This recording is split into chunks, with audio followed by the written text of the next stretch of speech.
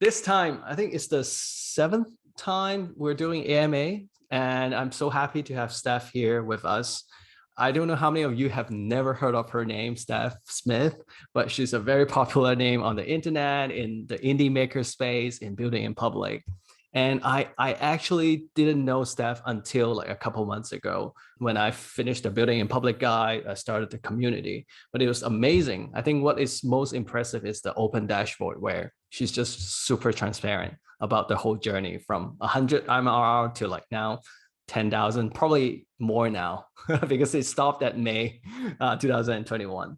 So yeah, when I was thinking about who to invite, I was thinking about Steph, but I rarely did this kind of like cold outreach. I never talked to Steph before, and I was just, oh, let me just give it a shot. And then she quickly said yes, and I'm like, oh, thank God.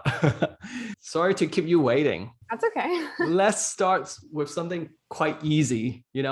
We just want to get to know you as a person. Like, can you tell us a bit about who you are, where you're from, a bit of your story? Sure. I don't know how in depth you want me to go. I'm originally from Toronto, Canada. Grew up there, went to university around that area in Canada, and got a degree in engineering chemistry. It's very similar to chemical engineering. I, after that, worked in business consulting for a little bit, but then went and became nomadic. So I was nomadic for around 5 years before the pandemic. And then mostly throughout that time was working in digital marketing, but then also taught myself to code during that time and built projects for fun. So I don't know, again, how in depth you want me to go, but those are some of the things that I've been involved in. And I guess most people these days know me for working at The Hustle and writing a book that I published last year called Doing Content Right. That's great. That's brief, and we will ask you more later on. But before we dig into like your journey, I really want to know, like, if I ask your best friend how they would describe you, what would he or she say?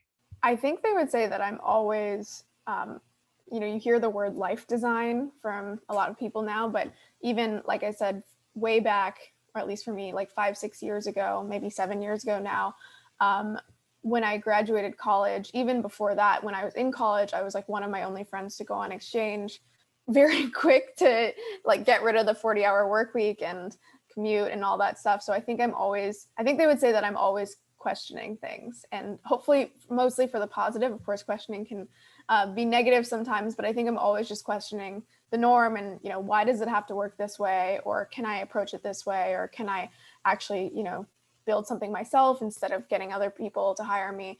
So I think I'm always questioning. I think they would say that about me because they're kind of like, where are you? Or like, what are you up to? What are you building? Because they never quite know what I'm up to, versus I think a lot of people, like, okay, they're working at the same job for a long time, they're living in the same place for a long time. So I think they would say something like that I'm always kind of meddling or trying to learn different things or introduce myself to new things. I think you're definitely come across as a very mindful person, and I think if you can write such deep articles on your blog, like, you must be a deep thinker and you question things like the status quo here and there. In our community, we do have a ton of early entrepreneurs, and I'm seeing more and more getting on like Twitter and the internet. So I want to spend like maybe some time talking about your early journey, because we all know you for who you are today. But when you set up your 2019 goals, I saw that your goal was actually just 1,000 MRR. So it's like a pretty good goal to start with. How did you approach getting to that number? Because all of us are trying really hard to get to similar goals. Yeah, so I think, as you mentioned, I think it's really important to remember that everyone that you see as like quote big, or I'm not saying I'm big, but has a following, you're seeing them at the juncture that you meet them, which is most likely when they have a following. Like, that's just like the math of it, right? When someone has a big following, most people meet them at that time when they have the big following and they weren't kind of their early followers. And so what a lot of people miss, and this is what my article about how to be great is regarding, is that it takes a lot longer to not just grow a following, but to build anything substantial in life. And I think the reason that we don't always believe that intuitively is because, again, we see things immediately. Like, we meet people where they are, but that doesn't mean that they haven't had a very, very long journey before that. And that relates to your question about, you know, building MRR. So I think, yes, of course, there's outliers where people like wake up one day and, you know, a month later, they're making $1,000 MRR. That was not the case for me. And I don't think it's a case for a lot of people. And so for me, I was totally unsure how I would get to that MRR. In fact, and originally I thought it would be through building a software product, because that was what I was seeing a lot of other indie makers doing. And I taught myself to code, but I'm still, I would say, pretty beginner, mediocre level coder. Like I can build an app, but is it going to be amazing? No, probably not. And so when I was dabbling early on, that's what I was doing. I was kind of playing around with projects, launching them on Product Hunt. And they were fun, but at the end of the day, what I realized is like that probably wouldn't get me there. And so I created this along the same lines. I was creating like my own blog and growing my Twitter following. And I noticed that my content was doing really well. And that's actually what I knew best. So I think if there's a lesson there, it's like not to just see what other people are doing and think like, oh, I should definitely do that, but actually to, like, as simple as it sounds, look inward and be like, what are you actually good at? What do people know you for? What do people trust you for? And actually my first MRR, someone asked me this I did a Product Hunt AMA yesterday, and my first 1,000 MRR was a mix of so many different things. Or I say my first $1,000, it was a mix of some affiliate income. It was a mix of some patrons and people like, you know, buying me coffees and things like that. It was a mix of like, I did a 24-hour startup challenge at one point. So it was a mix of all these different things. And again, it took actually like a year from when I started launching things to when I made $1,000, not 1,000 MRR, but just like $1,000 from my projects. It took a year to do that. And so maybe I think a lot of people could potentially be faster than me, but what I actually encourage people to do is set up almost like a system that can't fail. If I am working full-time on the side and I have my financial stability through that, I can't fail with my projects, right? Because even if it takes 3 years to really start making substantial income, I can wait that 3 years, right? And 3 years might sound like a long time, but I feel like, to give you a story, I remember 3 or 4 years ago telling my friend, this is kind of a joke, I was like, did you know it only takes 6 months if you do an ab workout every day to get abs? And obviously they're like, it's probably not fully true, but I remember going to him and telling him that. And I was like, if I start today, I'll have abs in 6 months. I didn't do it because, again, a lot of us set these goals and then we don't hit them. But now I look back and, you know, 6 months is nothing because that was like 4 years ago, right? And I think the same thing is true. If you start today, 5 years later, you'll be like, oh yeah, like, you know, I'm thriving. So it's all about, I think, starting today and making small steps towards what you're trying to build, and setting up a system where you can do that, right? So like, I'm not saying not quit your job, but when people quit their jobs and go all in on their projects, then all of a sudden they're like, oh shit, I need to be profitable tomorrow. And that is not only like harder to do, but I think also more stressful. So you're not going to enjoy the journey. I can't remember if I even fully answered your question, but that's kind of how I hit $1,000. And it took, like I said, a lot longer than I think a lot of people would expect. So you said it took 12 months to get the first 1,000, right? Yeah, so not even 1,000 MRR, just that total from my side projects. Yeah. That's pretty good compared to a lot of people. So I want to get into your open dashboard because that's kind of what you're known for. I only get to know Building in Public end of last year because that's when I start exploring Twitter and all that. Back in 2019, I think it's like early 2019, you started that dashboard. Was Building in Public a trend back then, or did you just do it because you felt like it's something you wanted to do? I certainly wasn't the first person to do it, but I don't think it was as big of a trend as it is now. I learned about it through Peter. Peter Levels is a friend of mine. I'm sure if you guys know me, you probably know Peter because he's much more well-known than I am. But I met him in Bali years ago before I even started creating things. And he was actually, you know, I'd heard of indie makers and stuff, but I met him and I remember I met him at a barbecue and we had a conversation. I was like, oh, you're the guy from like Remote OK, because that's actually, I knew Nomad List, but I had used Remote OK to find my first remote job. And so I was like, oh, you're the guy from Remote OK. And I was asking him and I was like, I think at the time he was making $300,000 from Remote OK or something like that. And either 300,000 from Remote OK or maybe from all of his projects at the time. But I remember learning that and being like, oh my God, like that's way more than I was making. And you get to wake up every day and work on your own projects, like, and fix all your own bugs. And like, you don't have a boss. And so I was just like, so inspired by him. And I started learning more about his projects. and we became friends. But I loved how he did things. He did, again, I think that a big part of me is like having the agency to do what I want, how I want, and live my life how I want. And I think he does that very similarly. And I just loved how he was like, I don't care if like I could make more money in this way. I just want to run my projects how I want to run them, right? I don't want to raise a bunch of money. I want to have full control, and I want to scale it how I want to scale it. And one part that he actually, I think, was maybe one of the first to really build in the open the way he does. If you go to like remoteok/open, I guess it's remoteok.com/open or nomadlist.com/open, you'll not only see his revenue, which I think he was one of the first to like really do that in the open, but you'll see like all his bots that run his site and like how many page views he gets a month. So like his whole thing in the open. And I just saw that I think a lot of people are afraid of building in the open because they think someone's going to steal their ideas. But I really resonate with Peter's approach here because it's basically like, not speaking for Peter, I'll speak for myself here. A lot of people are afraid of sharing their ideas because they'll be stolen. But if you've heard of Derek Sivers, like ideas versus execution framework, ideas are worth almost nothing. Like, even if you think about it, I love what Peter's built, but a community of nomads, like, is that really revolutionary? No. Or like a job board, is that revolutionary? No. But he's built it very well, very quickly. And that's the idea where, again, ideas are worth almost nothing. Execution is worth everything. If you haven't heard of this, just Google Derek Sivers ideas versus execution. And I think that's actually really important because if you are confident in your ability to build something and build it well and build it over time, the over time is really important, right? So not just like spin something up, but really stick with it, then you shouldn't be afraid to share your ideas because number one, your ideas are probably not revolutionary anyway. But then if you also have the confidence to back up those ideas, then you should not really feel scared to share them online because like even if someone quote unquote steals them, you still feel confident in your ability to, you know, kind of stay ahead and build something anyway. And also the world's not zero sum, right? There are tons of job boards out there. That doesn't mean that his job board can't be successful.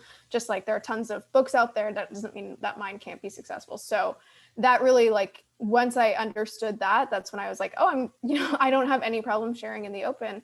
And that's when I built my open page. And then I guess I do things a little differently because his is mostly focused on his products and I do share openly like my revenue and things like that. But then I was also like, why not openly share my goals and things that I'm working towards? Because as I'm sure a lot of you have seen, not just with me, but others, but building in the open is like a nice way to have people really get behind you. You become more of a person than, you know, like an icon or an avatar on a page. And people really start to buy into you as a person and your goals if you are able to share a little more depth, right? And I always say that, or I learned this from Sam, the founder of The Hustle. He says that if your car breaks down, people are more likely to help you push your car if you're already pushing it. And building in the open is kind of synonymous to that. They can see what you're doing and what you're working towards, and they want to get behind that car. Thank you. Awesome story, by the way. Before I hand the microphone to bring people on stage, there's one thing that stands out for me from the open dashboard. You work out exactly 182 days, so like 3 years in a row. No, so that's my goal. 182 days is my goal. If you actually count it, the last 2 years I didn't hit it, and I'm not on track to hit it this year. It's always around. So my goal has always been 50% of the year. So that's 182 days, but I normally get to somewhere around 40%. So maybe 1 year I'll actually hit my goal there. But that's important because a lot of people think that like I only want to share my goals if I'm actually meeting all of them, right? Because it's like embarrassing, but like no one cares that I, you know, didn't hit 182 days. And so I don't know. I think in general, I think people are afraid to share their goals, but from my experience, and of course there are potential downsides, like people copying your work or whatever, the downsides have been fractional compared to the upside from sharing in the open.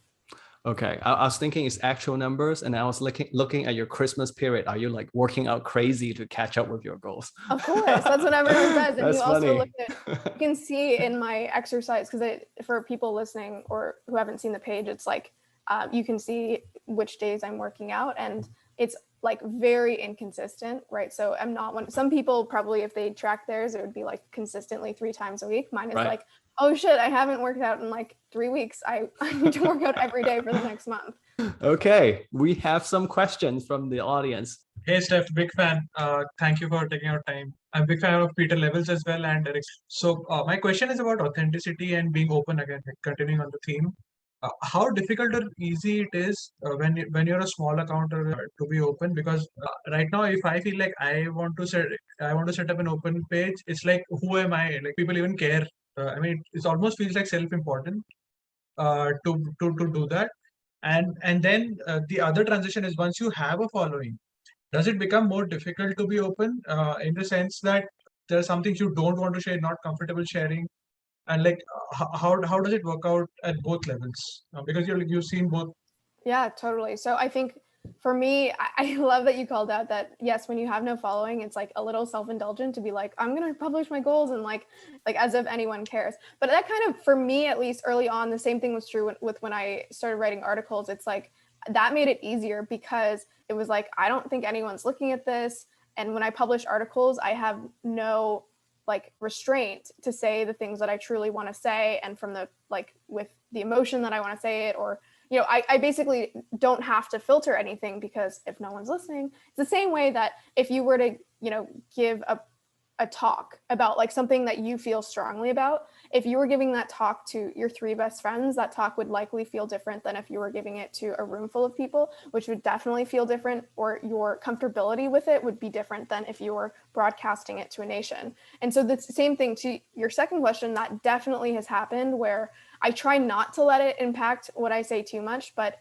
anyone who has an audience would be lying if they said that the growth of their audience or the size of their audience doesn't impact how they feel about producing and creating and saying the things that they once said. Because like I said, it's just a factor of not just size and people listening, but I would also say one of the things that maybe I didn't expect is that people start to label you as certain things. So people, like, for example, like label me as like a content creator or whatever, which actually for a while I pushed against, because I was like, I feel like I'm like not that. And I actually identified with other things personally. And so when people started to identify me with certain things, it felt odd.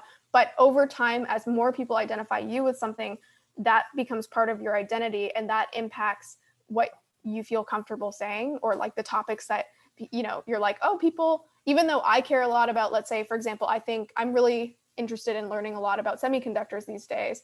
When I tweet about semiconductors, it's like falls flat because no one knows me for that. And then it's like, like, should I be tweeting about semiconductors? So I think there's an element certainly where you expect a level of respect, and it normally to be positive, and people to care about what you're saying over time as you build an audience. And that 100% plays into what you're willing to say, because sometimes it feels just like less easy to be transparent and like emotional and say the things you want to say. But I also think that identity role plays a big part, because you start to identify yourself with certain things because other people have grouped you into that. And so I try for both of those things to not focus on that too much. And like, if I really want to say something, to just say it. But I will say that like, absolutely it impacts you. And then there's like an extreme version, which I am not at, but I think once you're like, let's say Tim Ferriss level of fame, that's when it does 100% change. And then you probably, the whole building in the open thing is probably not a positive, and it's more of like I don't want my information out there, and I don't want like my partner's name out there. And so I am not at that level, but that is something to consider, that there's like a further level where I do think building in the open is probably a mostly a negative, but leading up to that, I think it's mostly a positive. That makes a lot of sense.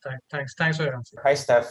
First off, I want to say that there's so much to learn from you. I've seen you everywhere. Like, I was in On Deck, just in session, in PodaCon, and now here. But every time you have something to add and something to learn from you. My question is, yesterday you tweeted about GPT-3, where the best content rises on top. So I have a similar question. So if you, these days, what's your advice for humans to rise above the noise, especially if you're starting from scratch? Yeah, so exactly. The biggest challenge today with content, which is a very different challenge than 10 years ago, is rising above the noise. 10 years ago, if you wrote content, not so much content was online.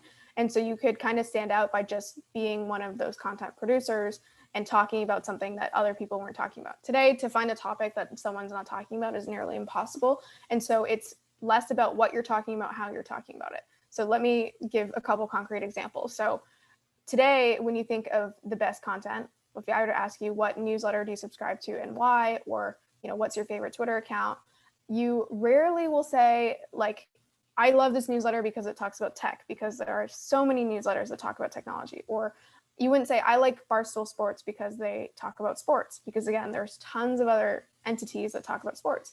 You never say, I like something because of what it talks about. That may have been true, again, 10 years ago, certainly 20 years ago. But today, there's so much content in all of those industries or all of those topics that it's how they're doing it, right? So it sounds really simple, but it is actually how people differentiate content. It's people like Barstool because it's hilarious, right? People like The Hustle because it feels like it's their friend talking to them, so it feels relatable. Same thing with My First Million. It feels almost like inclusive, like you're hearing two guys behind the scenes talk about something.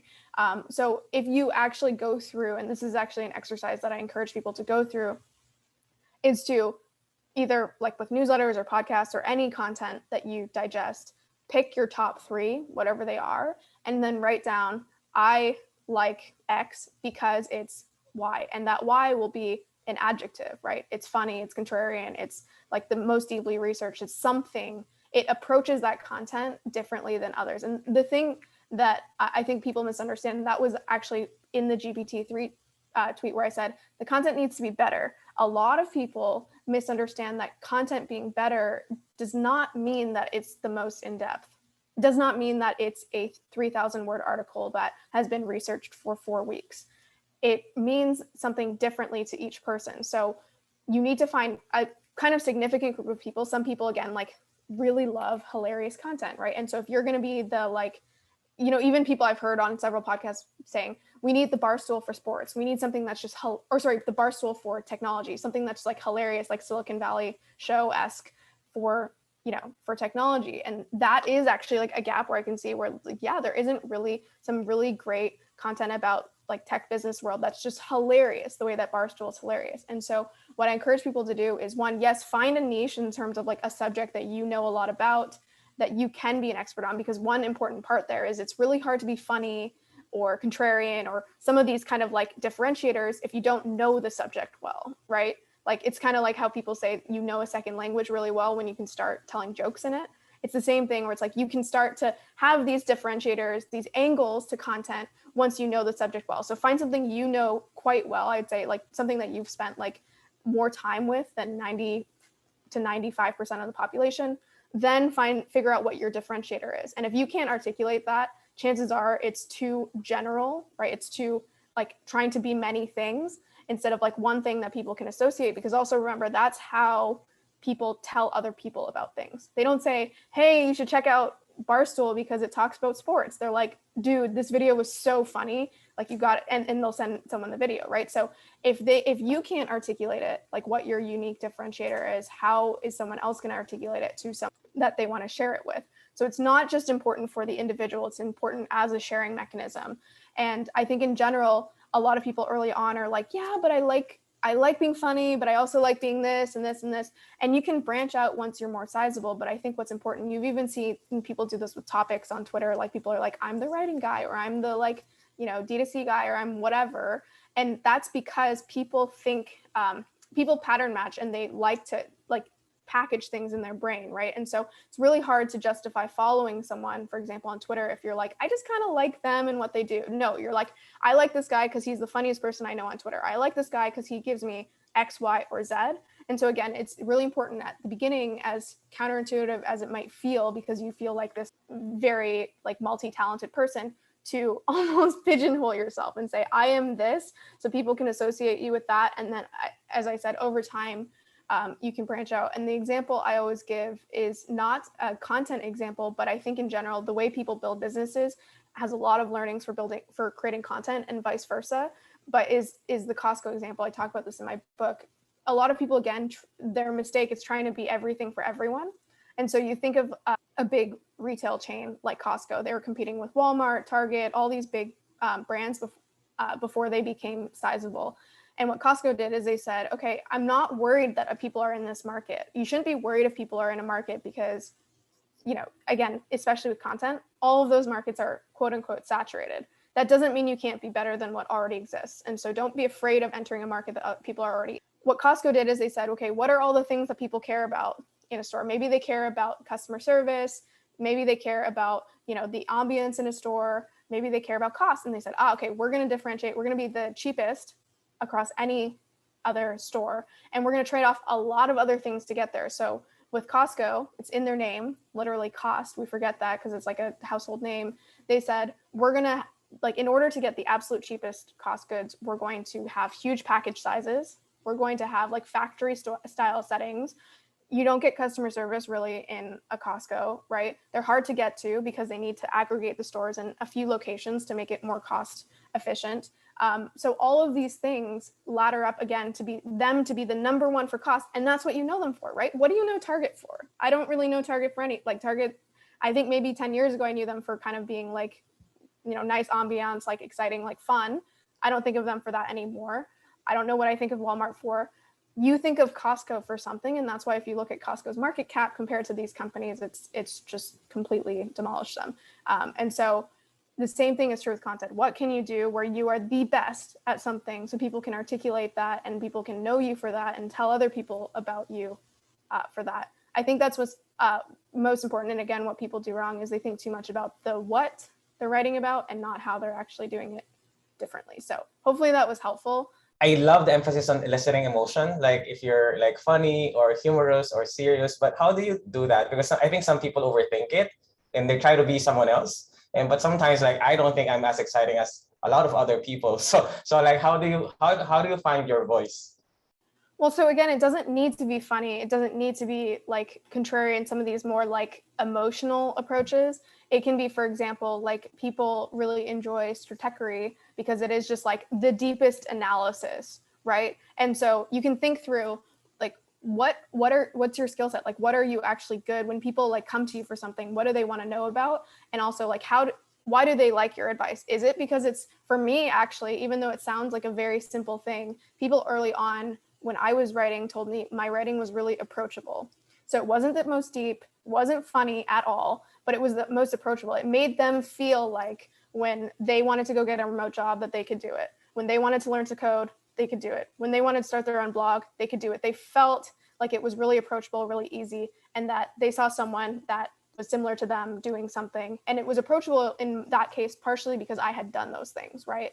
And so you want to think through like, what is your unique, like, why do people come to you for advice in your life? Or why, you know, how do you naturally emote or write, and then double down on that, right? So it doesn't have to be super extreme in the way you do things. I think it's just, again, like, how do you naturally write, and then figure out, like, almost tease that out, like talk to someone, like, when you read my content, do you think it's more of this or more of like something else? And then you can almost just, like, the same way that startups talk to their users and figure out like, oh, I really like this feature, but I don't use this one at all, even though you thought that was your primary feature. You can start writing and then talk to people who read your stuff and be like, why did you like this article? And why does it do so much, you know, why have so many more people read this? And you can kind of double down. And again, it can be like, Charter is a great example of a newsletter that did super well, where they're just more visual, right?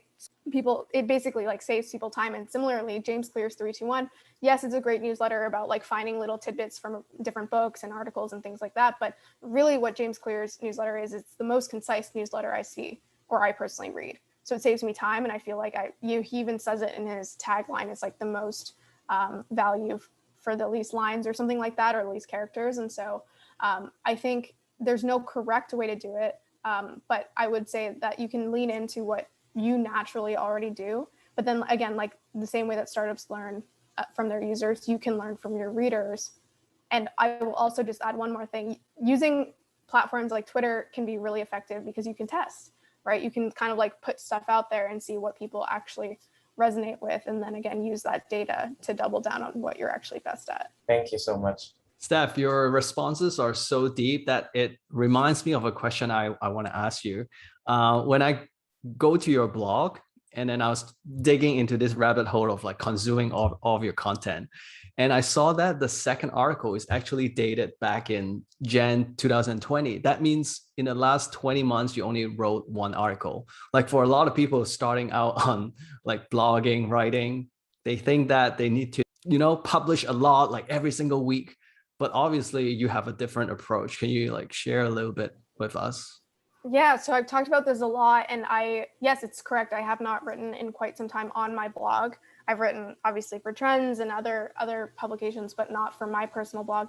And it's because a lot of people, I hear so many people, probably most creators, when they're talking about, what it takes to be a successful creator, they'll talk about consistency. I think it's important to be consistent at the very beginning because that helps you build a habit, helps you show up, helps you learn to create. So it's more actually for the creator than the user, I think, consistency at the beginning. And then after that, I still think that like there's an element of consistency for certain things. Like, for example, if you run a daily newsletter, people, if you're not giving them the news, they're going to find someone else to give them the news.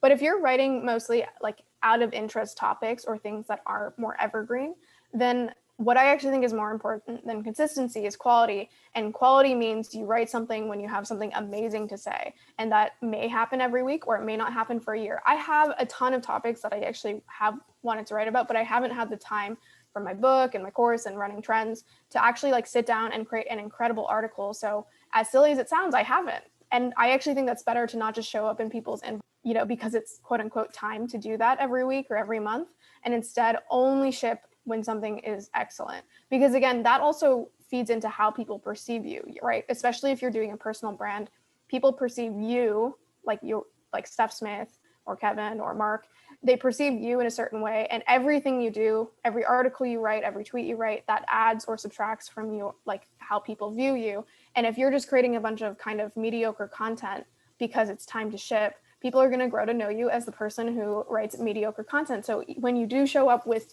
your amazing article 3 months later, people aren't listening. And so even though, again, like people will say it's so important to like stay in touch with your audience, I agree with that. There's certainly an element of truth there, but I actually think what's more important is to make sure that when you're showing up, you have really great stuff. So if you can couple the two, I mean, some of the most prolific creators are the most followed because they find a way to really effectively marry the two and show up incredibly every time and show up all the time. So that's my answer in terms of like, if you can couple the two, wonderful. But if you were to, for example, not have the time, especially if you're someone like me who's working full time on the side, then I think it's okay to not show up every day. And I actually think this consistency advice is a little, maybe it's well-intentioned, but it can be misconstrued or misunderstood, where again, people are like, I have to write a weekly newsletter. And I'm like, why? Like, did you maybe if you're telling your users that, then sure, but you don't need to tell your subscribers that. And they personally think about, I don't know about you, but the newsletters I subscribe to, if they skip a week, I'm not complaining. I'm just waiting, or I'm ready for whenever they deliver something amazing. And if that's in a month, that's fine. Or if that's tomorrow, that's fine too. It also connects well with like your next book, doing time right. Like I want to know what are your productivity hacks? Like how do you manage? And I like that you say that you do a full-time job on the side. I mean, is that meaning? Is that intentional framing? I don't know. No, that was not intentional framing, but Yeah, full-time job plus content creation, like so many side hustles, so many products you put out. How do you manage? How do you manage that? I have a bunch of different thoughts here. So first, that wasn't intentional, but yeah, I do work a full-time job. I've worked a full-time job since I started creating. And I think what's important actually is a lot of people will say, I work a full-time job and then I have my side projects. I weigh them equally. And that doesn't mean I work on them equally, but one thing that I do that has helped actually make sure that I'm showing up and creating things year to year is that I have specific goals that I set, whether it's like you see some of them on my open page, right? Like whether it's exercising every day or not every day, trying to exercise half the year, or setting specific goals like MRR. I think those are really important, as simple as it sounds, because a lot of the time we all have goals in our professional lives, as in like, at work, at Trends, I have KPIs that I'm trying to hit. And if you have goals in one side of your life and not the other, then anytime you have free time, especially if you work remotely and you have a very flexible schedule like myself, anytime you have extra hours, you're going to allocate it to wherever a KPI exists. And so if you haven't set up personal goals, it's all going to go to your professional goals. That's what I noticed early on in my career, is like, wow, I've said I wanted to do all these things in my personal life, but at the end of the day, I'm only advancing my professional life. What helped balance that is having really clear, tangible goals in my personal life. The second thing is, I think a lot of people think that probably I spend X number of hours every week on my side projects. What's actually more, I guess, appropriate or truthful is that I spend huge amounts of hours sometimes and almost none other times. And I think of that as like, you know, you talked about doing time right. We all know Parkinson's law, where like work expands to the time allocated to it. Instead of me like constantly being stressed about working on side projects or personal projects, what I do is I just like, for example, the book, it took me 7 weeks. The course, it took me 20 days because I just set a timeline and a date. And I said, I'm going to work on this and ship it. And so I think using arbitrary deadlines is, again, a very simple tactic, but something that people don't use enough to actually hit their goals. So I think that's the way that I've actually been able to both the having personal goals and then also setting aggressive arbitrary deadlines is the way that I've been able to continue working on things and shipping. And then outside of that, I think what's also important is because I have my financial stability through my job, I only work on projects that I'm genuinely interested in. And I mentioned Peter earlier, that's something I learned from him, where he found projects that he was interested in, things that he'd want to work on for several years and not, you know, have it feel like this weight.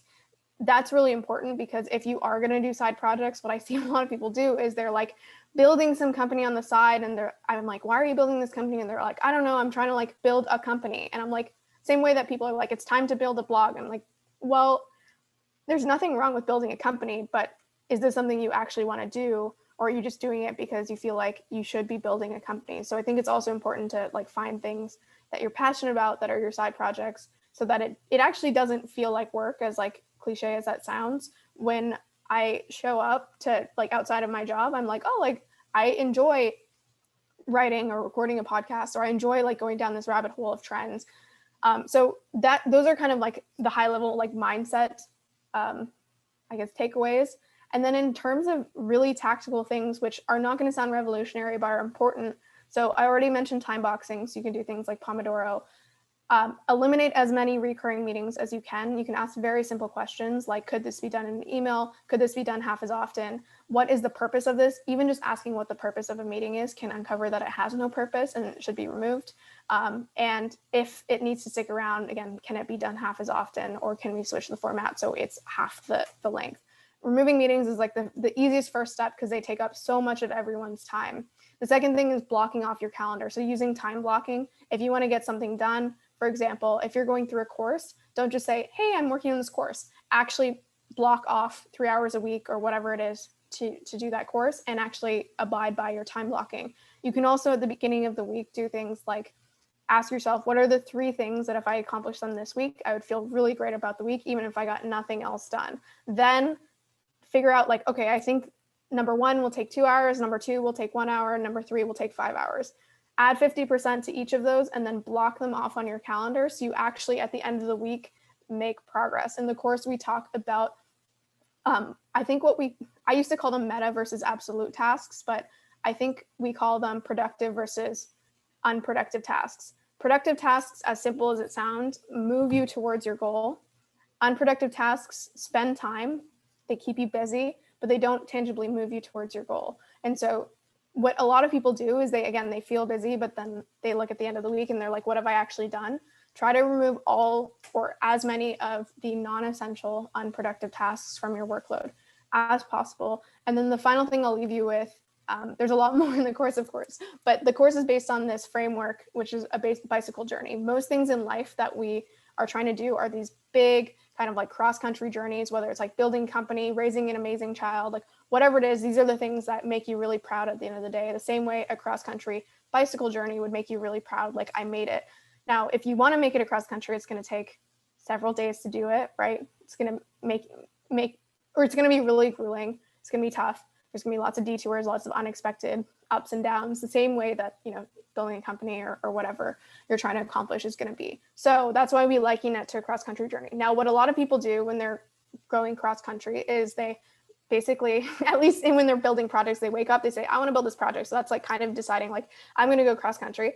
And then they jump on their bike and they just start pedaling. And then as they're pedaling, the only question they're really asking is, why am I not there yet? Or how can I get there faster? What we encourage people to do is instead, first, yes, decide you're going to go cross-country, map out your journey, make sure you actually want to do it, but also like, what am I going to expect? Like, am I going to run into really crazy terrain at this point? Or what's the fastest route for me to actually get there? So map that out. Then there's several stages. The next one is eliminate. eliminate anything that doesn't need to come with you, right? And so that with a project is eliminating all these detours where you're like, oh, these are nice to haves.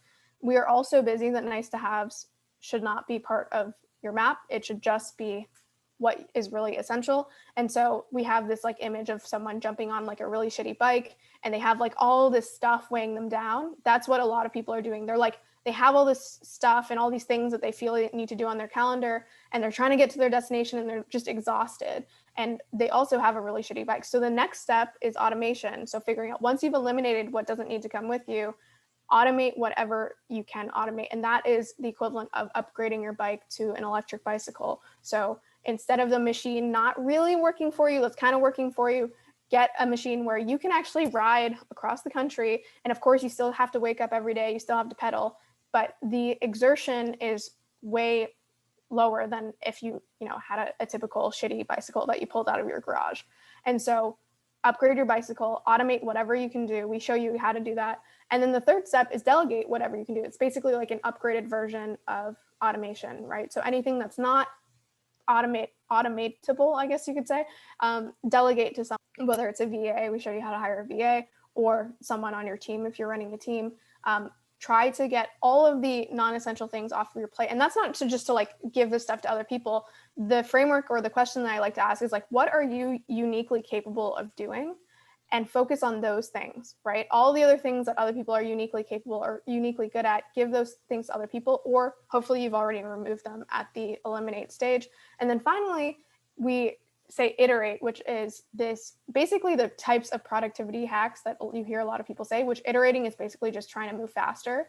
But we see a lot of people go from the first stage, again, like deciding they're going to go cross country, and then straight to the iterate stage, which again, they're just like, how do I move faster? How do I get a better like Mac screen grab tool or things like that? How do I, do things quicker before actually determining what you can remove, automate, or eliminate, automate, and delegate. So I know that was like kind of a rant, but it is actually important. And if you take anything away, just in your everyday today, as you go through your tasks, just ask, what can I eliminate? What can I automate? And what can I delegate in that order? I think you're going to see that you're going to be able to eliminate a lot of things. And then if you're able to automate or delegate the rest, your slate will be so much cleaner, and that will allow you to do the really important things. And again, the things that you are uniquely capable of doing, which is really hopefully in your life, you're focused mostly on those things and not just the monotony that's around you. So that hopefully is helpful. Thank you. That's very helpful, and I love the analogy of the bicycle. Fantastic. Cool. Thank you. Hey, Steph, you mentioned Peter Levels again. So you said that you guys met in Bali. So yeah. I love talking about relationship building online. So I'm interested to hear, I guess, how you approach making friends or collaborating with people on the internet. I guess right now it should be a lot easier, right? A lot of people would come to you, but in the early days, and then how do you work it through your journey?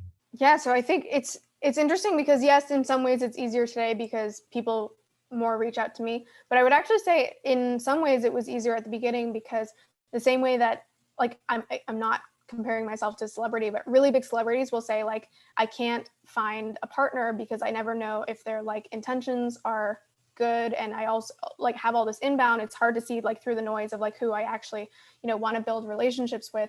So early on, it was a lot easier because I would just, for example, go to meetups, or like I was living in Bali was an incredible place because it was self-selecting to a degree, right? So a lot of people there were nomads, and therefore they had already, similar to me, had decided like I didn't want to live, the 9 to 5 and commute and in my city. So they self-selected, brought themselves to Bali. And then again, you just kind of surround yourself with other people like that. And I think you can do the same thing by joining online communities. I think it is a little harder than in person because in person, there is just a little bit of that serendipity of meeting people in the same place. But the same thing is true if you join an online community and you're all, for example, similarly interested in like women building technology products, right? You've all self-selected and you're in there. And I think what's important is you join those communities actually to participate in the communities and not to obviously like self-promote or things like that. So as people say, give more than you get for quite a long time. And I think in general, you should actually early on join those communities to learn from other people, especially like early on as an like indie maker. I knew nothing about launching products. And so I was genuinely in there asking like, hey, like, how should I launch this product? Or like, you know, does anyone have a thought on how I do X, Y, or Z? And if you actually go into those communities looking, you know, to support other people or get support from people, that's kind of how you build relationships anyway, right? Through like just talking about things and interacting about things. It's the same way where it's like, I hear a lot of people today talk about community building or like networking as this like scientific thing, but networking is the same thing as building friendships. And it's, you know, if you took like the same tweets that you see about networking and applied it to building friendships, it would seem so strange, right? Because you're like, yeah, I guess you could build friends that way, or you could just like go do things that you find interesting and meet other people who find those things interesting and then bond over that, right? And so that's effectively what networking is early on, is just go find things that you find interesting. Other people will be in those self-selecting places, bond with them, and then I think you will thrive together. That's what is interesting, actually. A lot of people that you probably recognize on at least like kind of similar tech Twitter, like Ann Lore, Harry Dry, Pat Walls, like I was friends with all those people because we were all nobodies at some point, all building things together. We all happened to start building kind of products around, I think, like late 2018. And so similarly, if you're just starting to build now, don't try to like, I think a lot of networking advice says like, oh, cold email these people or DM these people, and that's fine. But I think it's much more effective when you actually find people that are at a similar stage to you and that you can genuinely bond and support each other through. And so literally go join a chat where people are going and building things today. And maybe in 3 years from now, you're going to be giving a talk like this and being like, oh yeah, like I was friends with X, Y, and Z. Again, not because they're big now. I didn't reach out to Ann Lore today and say, hey, I'd love to be friends with you. We actually like started building around the same times. We're in the same communities. I've met her in person. Like those bonds were more of, again, like a friendship. And now, of course, we can support each other as like creators in a similar space. But again, a lot of the friends that I made early on were just genuine friends through us like working on similar types of projects. So I don't know if that answered your question, but I would say to not look at community building as so scientific and so like I'm trying to get something out of this, and just go make friends the same way you would make friends not online. Yeah, thank you. Love the answer. Hey, Mark, I did a really good job transitioning to your last question. Thank you for that. So there's so many people writing about community. I'm building a course about that in community plus product building in combination. So what do you hope to see from people writing about it? So in terms of, I'm just reading your question again, people writing specifically about community. Yeah, so let me just read my question directly. So given that so many people are writing similar stuff, what do you hope to see from people writing about community-led product building? So I will give you an honest answer. I think community as a topic right now is one of the topics kind of like in vogue. Like a lot of people are excited to talk about it. A lot of people are tweeting about it. I think what's important to keep in mind is that community is not new, the same way that a lot of the things that, like even no code is new in many ways, and we have many better tools than ever, but like Excel is a no code tool. So I think I would just caution when you hear some of these really, really flashy topics that a lot of people are talking about, take them with a grain of salt, because also a lot of those people haven't even, like a lot of people who I see tweeting about community haven't even built communities. So that's my like little hot take first. And then in terms of like what I hope to see people talking about in the content space is really tactical things that actually work. I think that's another thing that I see a little too much of in the community space, is that a lot of the advice is quite vague and not necessarily actionable. And I think in general, that's what I've tried personally to do with my content. Like if I'm talking about learning to code, I've learned to code, and I, am now sharing everything that I did on that journey in learning to code. Or if I found a remote job, I'm literally showing like what job boards I went to, how I reached out to people, how I'd encourage other people to do the same. And so I think community-led product building is important. I would also say though, from my experience in Leading Trends, which is a community, most of the time people join a product not because of the community, but because of the product itself, the information in the case of Trends, but the value that they're getting, that value is a degree of self-selection again. So people who sign up for trends, they want the newsletter. That's a self-selection of people who care about interesting entrepreneurship ideas. And then there's a community on the back end that helps basically be the sticky element of the product that keeps people around. And so I think actually the reason I'm bringing this up is because I know a lot of people are talking about community-led product building. Trying to build a community first is actually really, really hard. It's a lot easier if you basically have some, almost like a stick or a carrot or stick. I always forget which one is which, but basically something that draws people in that's not the community, and then the community keeps them around. So I don't think I answered your question there, but I actually am not looking for anything in particular from this topic, but I would say that with any content, I hope it's actionable and I hope it's done by people who've actually done something first before they're talking about it.